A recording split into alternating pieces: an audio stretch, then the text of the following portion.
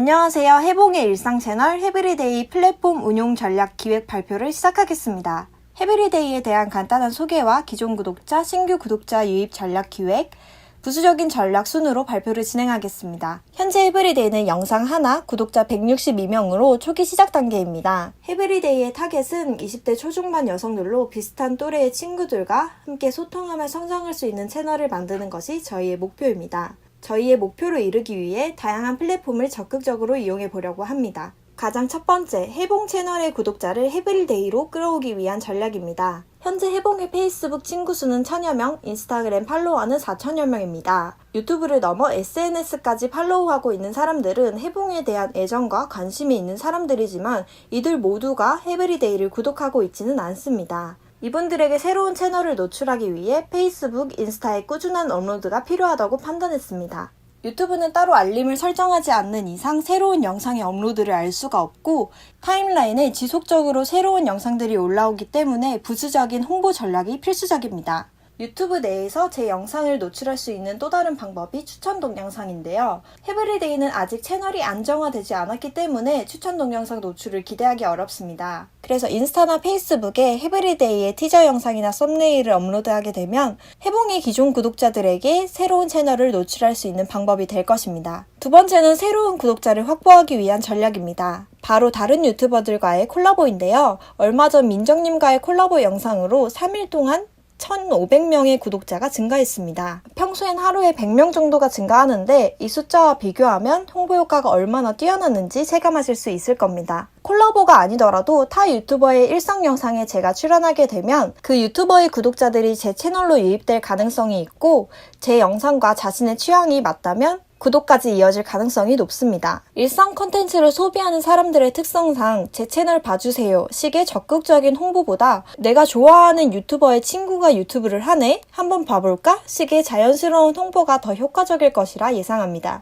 새로운 구독자들을 확보하기 위한 두 번째 전략은 커뮤니티를 활용하는 방법입니다. 여성시대, 쭉방과 같은 20, 30대 여성들이 많이 이용하는 커뮤니티에는 유튜버들에 대한 게시물들이 굉장히 많이 올라오고 있습니다. 브이로그 컨텐츠가 인기를 끌면서 브이로그 달글이라는 게 생겼는데요. 댓글로 자신이 보는 유튜버를 추천하기도 하고 컨텐츠에 대해서 수다를 떨기도 합니다. 이 달글에서 활동하는 사람들은 브이로그 컨텐츠를 많이 소비하는 사람들이기 때문에 여기서 많이 언급되면 일상 컨텐츠를 좋아하는 사람들을 빠르게 확보할 수 있습니다. 대표적인 예로 이 달글에서 많이 언급되고 있는 유튜버 온도의 성장 추이를 보면 채널을 본격적으로 운영하기 시작한 것은 3개월밖에 되지 않았지만 현재 구독자 65,000명이고 지속적으로 높은 성장률을 보이고 있습니다. 이 달글의 예는 아니지만 커뮤니티의 네트워크 효과를 효과적으로 보여주는 예가 있는데요. 바로 유튜버 본노잼입니다. 본노잼은 경찰 시험을 준비하는 공시생으로 자신의 공부하는 모습을 라이브 스트리밍으로 방송하는 유튜버입니다. 이분의 기존 채널 목적은 공부에 좀 더 집중하기 위해서였는지는 몰라도 이분이 커뮤니티의 공식 게시판에 언급되면서 폭발적인 관심을 이끌었습니다. 특별한 컨텐츠는 없지만 잘생긴 외모 덕에 초기에 여성 구독자들을 빠르게 확보했고 커뮤니티에서 유명해져 페이스북에까지 알려져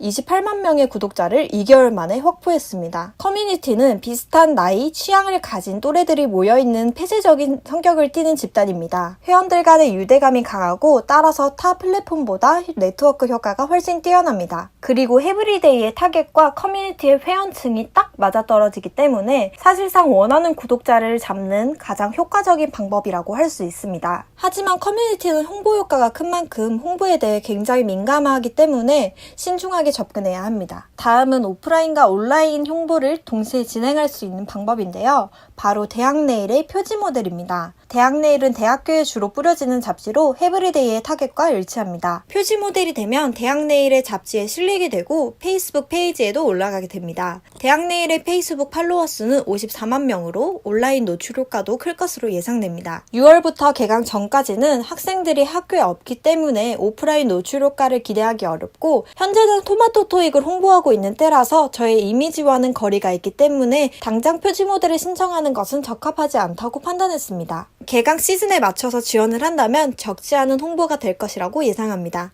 마지막으로는 구독자 수를 늘리기 위한 목적이라기보다 구독자와의 관계를 좀 더 돈독하게 만들 수 있는 부수적인 전략입니다. 네이버에 일상 포스팅을 하는 건데요. 유튜브가 뜨면서 네이버 블로그가 많이 죽기는 했지만 한국에서 네이버는 무시할 수 없는 필수적인 플랫폼입니다. 브이로그가 인기를 끌기 전 일상 컨텐츠가 많이 유통되던 곳은 네이버 블로그입니다. 유튜브에서 일상이 핫해지면서 네이버 블로그로 일상 컨텐츠를 소비하던 사람들이 유튜브로 유입되기도 하고, 역으로 유튜브를 보는 사람들이 그 사람에게 애정을 가지게 되고 그 사람이 하는 블로그로 유입되는 것을 볼 수 있었습니다. 영상은 컨텐츠 제작에 걸리는 시간이 길기 때문에 그날그날 업로드할 수 있는 네이버 블로그 포스팅보다 늦을 수밖에 없습니다. 하루를 마무리하며 오늘은 어떤 것을 먹었는지, 어떤 것을 했는지, 어떤 생각을 했는지 포스팅하게 된다면 저를 좀 더 빠르게 알고 싶은 사람들이 찾아오게 될 것입니다. 그리고 블로그에는 비밀 댓글 기능이 있기 때문에 좀 더 프라이빗하게 소통할 수 있습니다.